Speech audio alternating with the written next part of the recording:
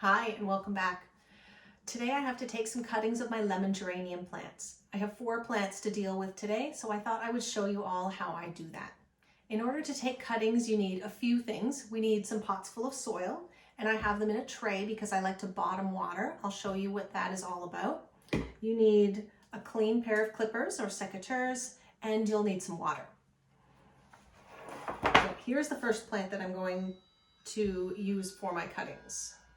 You can see it's getting pretty tall, and there's also some small side shoots starting to grow. So this plant is going to bush out nicely once we give it a little trim. I'm going to cut this one about here. There, now before I pot that up, I'm also going to take this plant and clip the leaves off.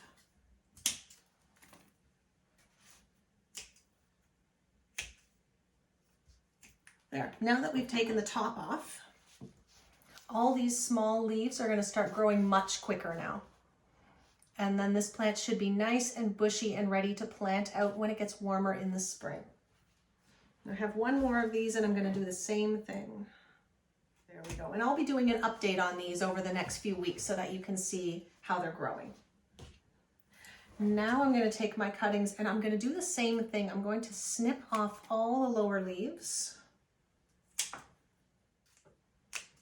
There, now I've only left one and the small growing tip, and this is all that you need. Everywhere that we cut off a leaf, we call that a node, and that is where the plant's going to produce its new roots from. So all I'm going to do now is push it down into the center of a pot. There.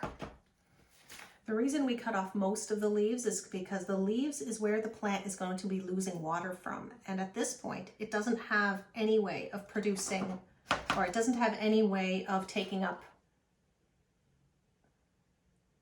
It doesn't have any way of taking up water to sustain itself. So you don't need.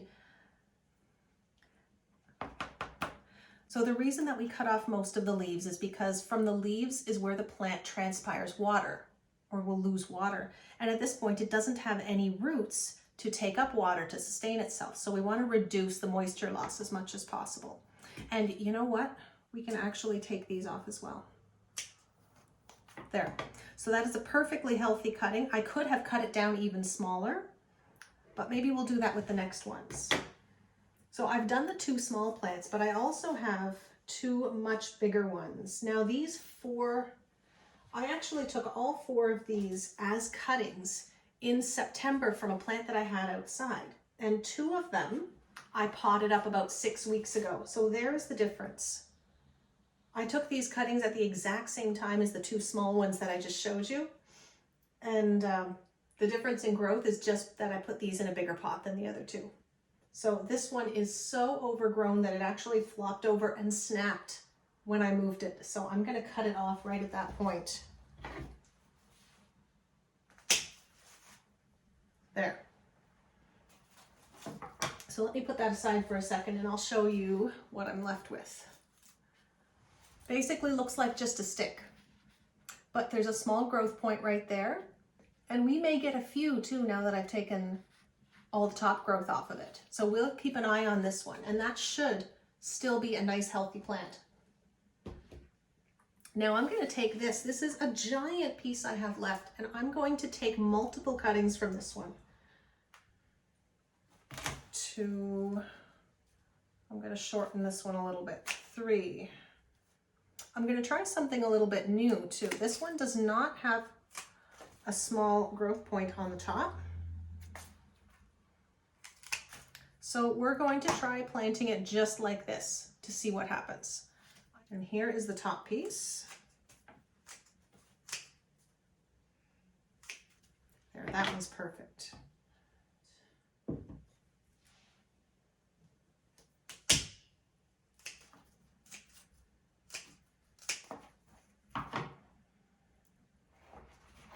There, so that is finished, and that is a tray with 8 hopefully brand new lemon geranium plants. So to settle the soil, I'm just going to give them a little shake and a little tap. There's no need to press the soil down. We don't want it too compact. We want it to be easy for those new roots to grow down into the soil. So it's important to remember that plants need air and oxygen around their roots just as much as they need water. So we don't want to press down and compact the soil too much. Last thing I'm going to do is pour water directly into the tray. And I like to use warm water for cuttings to help speed up that rooting process. And those pots are going to soak up the water right from the bottom. And I can see that I'm putting quite a bit of water in here. It might not be enough water for the tops of the pots to look damp, but that's okay. We know that there is water down at the bottom of the pot, which is where the bottom of the cutting is. So this is now going to go in a nice bright windowsill.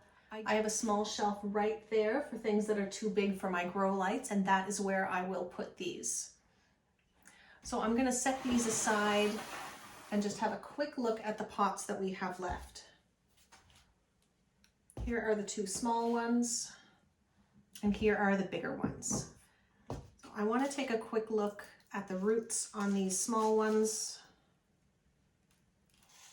Okay, that's not too bad. I wouldn't call that pot bound. I think I'm going to leave them in these pots for now and just give them a little bit of liquid seaweed fertilizer when I water them. And then once they start to grow strong, I'll put them into bigger pots. Oh, there it goes. They're about the same with those. I don't think those need bigger pots just yet.